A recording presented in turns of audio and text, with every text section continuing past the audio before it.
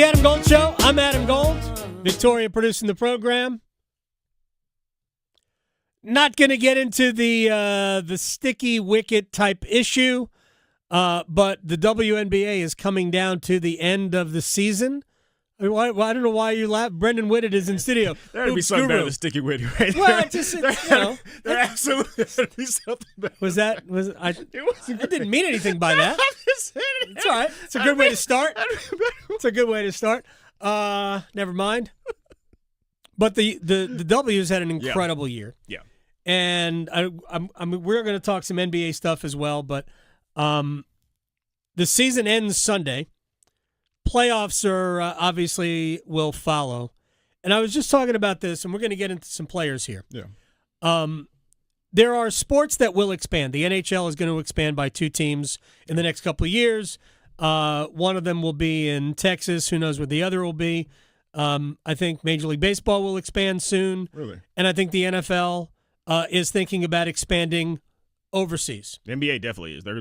Vegas is happening. Like that's going to be a thing that happens. No question about that. But none of those leagues need to expand. They just want to expand, expansion fees and whatnot. The WNBA, you could make the argument, needs it. Yeah. I mean, because too much talent. We have, Juju Watkins is coming into the league next, right? Too much talent has been pouring into this league. The level of play is better than it's ever been. I know you have been. I follow you on Twitter at HU Cosell. You tweet about the league all the time.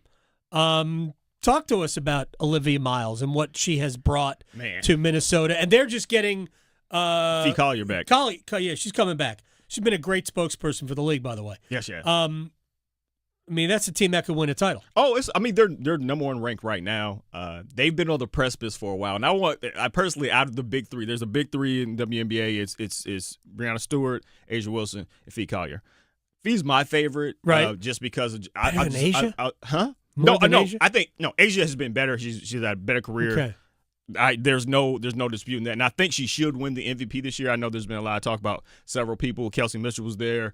Olivia Miles, rookie, who's definitely going to be a rookie year. Yeah, she was in the conversation for a little bit. But Asia, she's leading points per game, blocks per game, win shares, usage rate. Like she just is. This is who she is, the most dominant force in WNBA. But Fee has always been my favorite because she has this cool way of playing. She kind of reminds me of Dirk a little bit. Okay. And like she's always got the jumper, but like she's got the size to get inside and finish through contact. And she's looked good coming off of her injury. And the fact that she's been able to pair that with Olivia Miles is great. McBride is a fantastic shooter that they have as well. So they have a 3-headed dragon right there. And it's hard for me not to look at Olivia Miles and then look at Fee in terms of their talent, kind of where their positions are and where they are in their career, and not think about Kobe and Shaq, right? Like, really? Like it's like that. Miles looked like she's like on that trajectory, right? Young Kobe, right? Like, like young, air ball in the playoffs, right. Kobe, but you still see it coming, right? It's still there, and Fee's just been dominant for a while, and you put those people together. I think that this is their year. I want it to be their year. If they don't get it this year, I don't know when they will. Look, it's funny. I'm looking at the standings here. Las Vegas is 3rd. They're the two-time defending champs, or they just won it last year? They are no, because New York won the year before. Oh, okay. Yeah. And to me, the conversation about the league started when Caitlin Clark comes in, and she brings all these eyeballs to the league. And I said, hey, I'm not going to lie. That's when I went, oh my gosh, Asia Wilson is she's a unicorn. Yeah. She's really a guard. She like the fact they're able to run her off of screens for pin downs. Like she feels very comfortable coming up from that baseline, having somebody set a screen and her catching the elbow and shooting. Like that's not something that, for somebody of her size, she's 6'4", lefty. Like, so it's already awkward. And so like she's able to pull up and just like get in her spot. She's really good in terms of her footwork. I think that's improved. And her defense is, her offense is so overwhelming. It's easy to forget. This is a multiple-time defensive player of the year. Like she's nice. Yeah. And she has an unfair advantage because she gets to go home and practice against her. I don't know if they're engaged or not. I don't know. But clearly Bam, her significant other is yeah. Bam Adebayo. That definitely has to give her. If it was an NCAA issue, we'd have people complaining about it all the time. Is Indiana legitimately good, or are they Caitlin Clark and some other good pieces around? Yeah. Sophie Cunningham she's a role player and a good player, but a role player. She's a good player. I mean, you don't think she's a good player? She was minus 10 in the game. They Right. won by double digits. She's a role player. I think she's minus 33 in their last Oh, really? 5 games. Like she's not. I mean, she has the role is seventh person off the bench. Occasionally will hit a three. She's I guess their stretch person when on that second unit. But I mean, She's an enforcer. Right? I mean, yeah, that is kind of how she got a lot of her rep, and then Right. she built her kind of social media. Like once she got memeified, I guess for lack of a better term, like people started being like, oh, I would like to follow this person on social media. So without touching the third rail, Yeah. compare her to Dejanay Carrington. Oh, Carrington is a real one. Like she's a real playmaker. She's obviously a starter, so that's Right. one thing. But like she's able to take games over kind of with her energy. I think she had a career high a few weeks ago. Right. And like she just you feel it. Like you feel her. She's one of those people, kind of like Courtney Williams, and the Lynx were missing her last night. She's one of those people who energy you feel regardless of how her shot is falling. And like that's you know what I mean? Like that's an important part. She's not an all-time great scorer or anything like that, but I think that she's the kind of glue person, your Josh Hart, like that will do a lot of different things that you'll like to see overall come winning time. Brendan Whitted is in studio with us here. The Chicago Sky traded Angel Reese to Atlanta. I think that surprised a lot of people. Yeah. Atlanta had not been, if I'm not mistaken, not been good. No. They are now. How much of that is based on Angel elevating her game? She's still offensively not awesome. Yeah. Right? But it's okay. She's really there to defend, rebound, and get a ton of offensive rebounds and extend possessions. How much of it is her experience and her presence in the middle? I mean, it's important. I mean, she just set a 26 rebounds. Yeah, 26 rebounds. So she set the single game record, which I think Asia had, and also the regular season record for the total number of rebounds. So like that was a big night for her. She just came off of a 20-10-5 night when you talked about her offense, which has been improving. Right. She was perfect from the field. She's really. You could tell it's slow in coming necessarily. Like I think people thought that maybe she'll be a little bit further along in her offensive journey, but the rabid determination to go get those rebounds, I think that's a skill. Like the high motor is a talent, right? Yeah. And the ability to rebound well is a skill. People have had whole careers based just off of that, and like the other stuff is coming along a little slowly, but she's been an important part to that squad. Absolutely. No matter what level she's of had player of the week this year. Actually, I'm player of the week this week. Actually, no matter what level of basketball or what gender, playing hard is not like it's hard to become a player who does that. Yeah, that's not really something. Yeah, that's not really I'm gonna flip this switch type. Right. That's really like you see it in the lower ranks, and you graduate. Like I'm trying to come up with a guy who I felt was kind of laissez-faire, and then all of a sudden became a demon, and I don't have anybody coming to mind. You know the name Juan Dixon, right? Okay. Do I know the so name for Juan people Dixon? listening, you guys know who Juan Dixon is, the Maryland legend. When Gary Williams was the head coach at Maryland, and he actually did not recruit Juan Dixon. Okay. Billy Hahn was an assistant coach, and he was out. I think it was it Calvert Hall? I think where he went in Baltimore, as a prep school in Baltimore, and they actually went to watch another player. Billy Hahn did, the assistant, went to watch another player, and all he could think about, having watched that game, and he called Gary from the game and went, "You got to see this Dixon kid," because they were getting crushed, but he was all over the place. He's actually playing inside. Yes, he had like 6'3" on his tippy toes. Exactly. Yeah. And in high school though, you can be a forward at 6'3". I guess so. I guess right? that is true. I mean, I would want the ball in my best player's hands, and it would have. Well, but he wasn't necessarily that. Okay. Okay. Heard. And he was just all over the place, ball of energy. And what happened was all of a sudden work ethic, skill. So the the whole point of that story was effort is a skill. Just kind of backing that up, and that is a tool. She's also from B-More. Oh, is she? I think Reese is from B-More. Yeah. So she is. Absolutely. Yeah. So that's that. There you go. Maybe it has something to do with the crab cakes. I don't know. She's a fun player to watch. Yeah. But the league is filled. Yeah. With them. I mean, no surprise that Caitlin Clark is on that World Cup team, right? Yeah. Where would you put her? Before I go, I want to ask you some NBA stuff too. Where would you put Clark if you were ranking the players in the league? All right. Well, I already told you. Is she a top 5 player? Is she a top 10 player? She's definitely top 10. I take, and this might be my own bias showing, I take issue with some of the stuff that goes along with her in terms of just like the flailing and flopping. Right. It's just so, and she's not a great defender. She's not a great defender, but it's you don't have to do any of that. You are a great player. Right. Right. You don't have to, it doesn't have to be every single time down that you're trying to draw a foul, and then when you don't draw a foul. So how I feel about James Harden. Yeah. Okay. And that's how I feel about Luka. Right, it's the exact same way. I'm like, Luka, you're so good, but like, if you don't get like, there was a sequence. Man, I forget the team they're playing. A sequence 2 games ago where she gets she doesn't get a call, then she fouls that late game situation, then she missed the free throw. And you can tell like she's just kind of like just not locked in on the game. It was about I didn't get the foul and why didn't this happen? Like, you're going to be in so many big-time situations where you have to kind of lock in, and you might not get the call. Right? You might deserve the call and don't get it. That can't mean that you are devoid of helping your team for the next 2 game minutes because you don't have that time. And so this is a team Indiana Fever have put on clinics in terms of their offense. They are juggernauts on that side. We mentioned Caitlin Clark.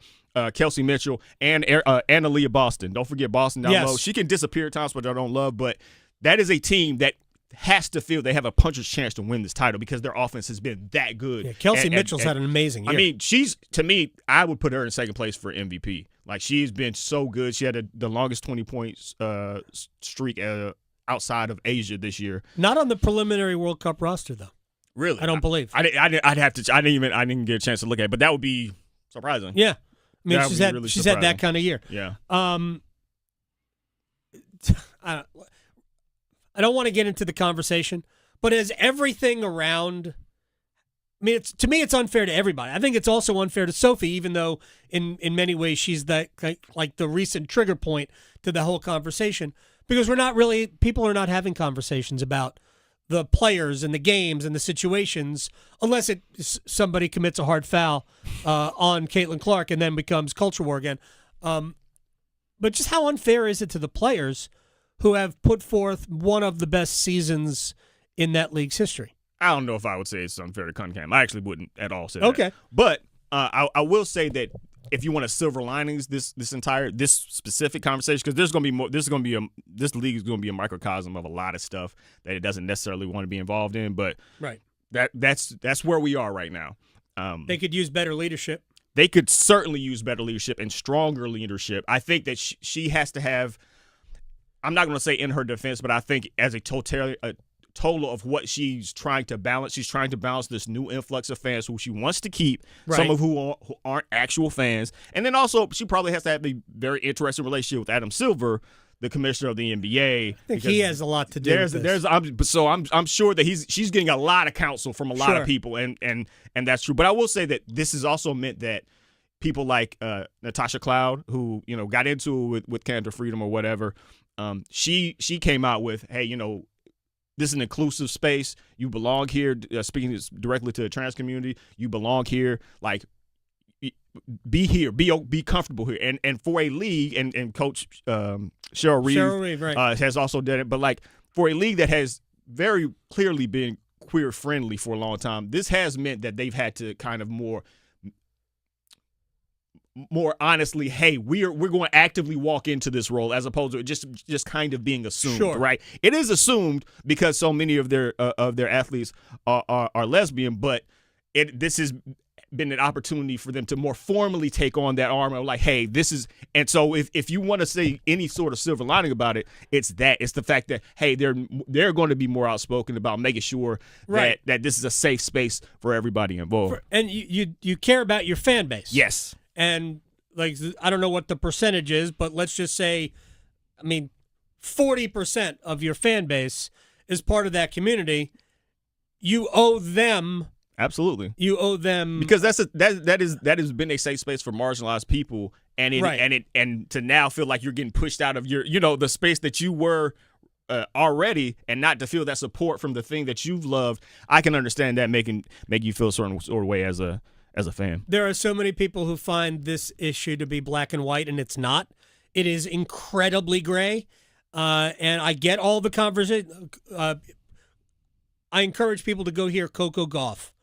I don't know if you saw the clip. I didn't see Coco it. Gauff was asked the question about it probably 2 weeks ago. Her response demonstrates just how delicate an issue that this is.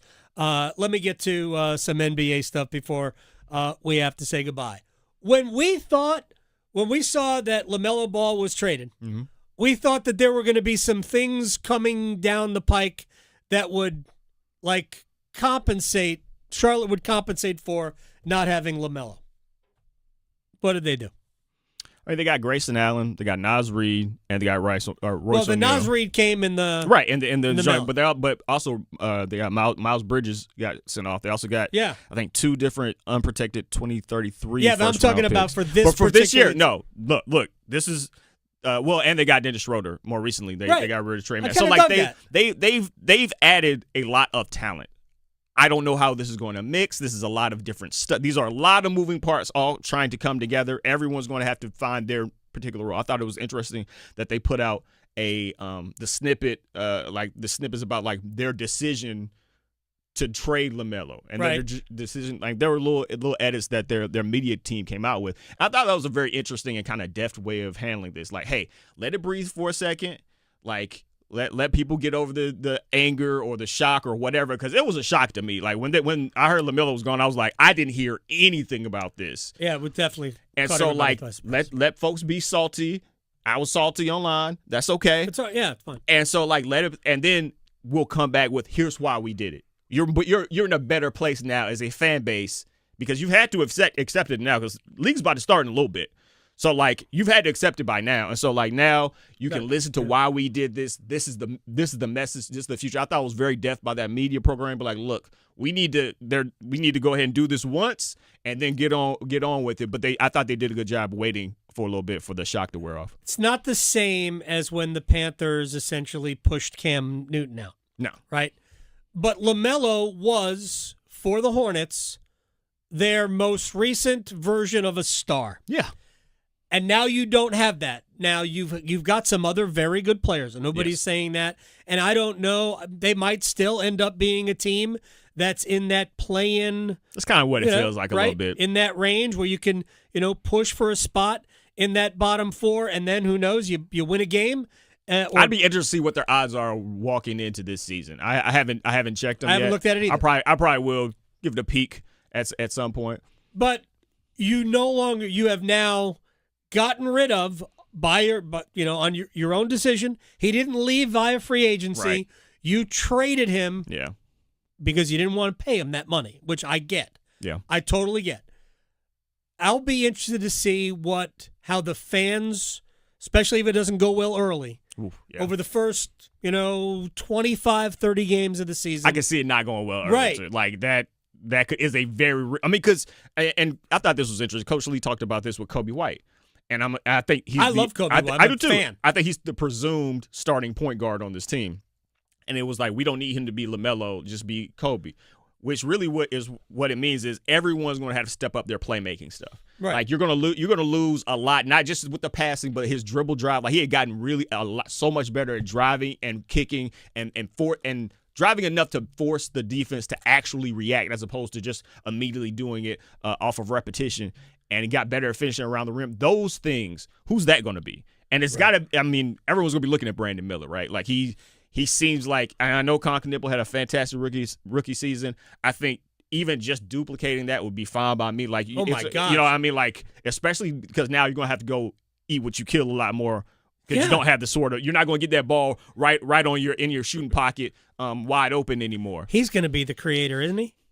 I I think it really does have to be everybody. I think it takes all of us, right? Like I think Are you saying it takes a village? It takes a All right, village. It's fine. really going to take a whole village in order to kind of make up for that stuff. Those guys are scorers, flat out, no denying it. But now you're going to have to go eat what you kill a lot more as opposed to getting served on you with a plate in front of you on the table. You feel me? So like that is going to be their biggest thing. But they have the depth of talent to be good this year, all right, or to be better than they were last year. I guess final question. I'll let you go. Knicks won the title. LeBron's in Philly. Yeah. Handicap that part of the East for me, the top of the East. Is it Boston is good? Has no Jaylen Brown. They have, a fully healthy, operational Jason Tatum. Cleveland's got what they've got. They signed the Harden contract. Actually, wasn't nearly as bad as I thought it would be. Good for Cleveland. I don't know. Bad for Cleveland. You can't win anything with James Harden. Find the lie. He's done a little bit of winning. He's a Hall of Fame player. I think I've turned into a Harden defender just because I'm like, I feel like he's defined by what he isn't as opposed to what he is so frequently. I think that's just a tough road for him. But it's fair. The criticism is fair. With other players, different players around him, I could see Cleveland winning. Yeah, right? I don't think. Yeah, this feels like a weirdly top heavy part of it. Like those two together as a long-term solution is I like both of them. Individually, cool. Yeah. Individually, they're cool. I like bacon and I like ice cream. I don't have to have them both at the same time. I appreciate you saying that. Yeah. All right. So East me. Philly looks really good on paper, right? Like their biggest thing is going to be health, which is not surprising. And can they defend? But I think they'll be fine. Like I think they'll be fine with the defense part. It really is about how many games are you guys penciling in for LeBron to play? Or Joel. And that's the other part. Like, I think they can still get through the regular season and be fine without Embiid. I don't think they can win a title without him. You know agreed. What I mean? They just need him healthy in April and May. I'm interested to see Miami. I think they're going to be beasts defensively. I got real questions about what that offense is going to look like. Tyler Hero was their bucket getter. Right. And so whatever flaws he's had defensively, offensively. What is Clay? He shot 37% on 8 threes a game last year. Those are good numbers. And maybe they're not Klay Thompson numbers, but they're like, those are good numbers, particularly for an offense that's going to get real still in that half court occasionally. Because Bam, Nora, Giannis shoot the ball particularly well from far away. Right? Bam is better and he's taking more threes, but like that's still not what his game is. Maybe they can sign Asia. She's actually started to develop a three. Like that's the crazy part. Like her game continuously gets better. That's the nasty part. But like, New York, it was just such a great run. I wonder if I feel like they're going to run it back because I don't. Like if you were to ask me, I didn't think honestly, they were going to win the title last year. Exactly, I didn't think they were going to win last year. So they were like, frauds. I didn't think they were frauds. I just thought that they were good, and I just thought there was going to be one of those good Knicks teams that we talk about. Hey, you remember back then? Yeah, they were kind of good. I did not think they were going to be a championship winning squad, but they proved me wrong. I thought they would get to the maybe the conference final. Lose. Yeah, but. That was about It just fell right for them. It did. Philadelphia in the second round after Philly beat Boston, right? That Anunoby tip in. Just you come back from a gazillion points. That's when I felt like, all right, that's it. All right, this is supposed to happen. Right? This is one of those things that's supposed to happen, and we're all just getting a chance to see it. And it was cool, man. It's cool to see New York turn up like that. Like, I give my New York friends a hard time because why not? Y'all deserve it. But like, it was nice to see all the Knicks joy just erupt and stuff. Are we done with Spike now? What you mean we done with Spike? Now the championship. I like everything about Spike except the Knicks fandom. No, what's wrong with the Knicks? Oh, too much? Yeah, it's too much, too over the top. Too over the top. Imagine but I love everything else about Spike. A Morehouse man being too much, I guess. Oh man, Brendan Whitted. Thanks for coming in, man.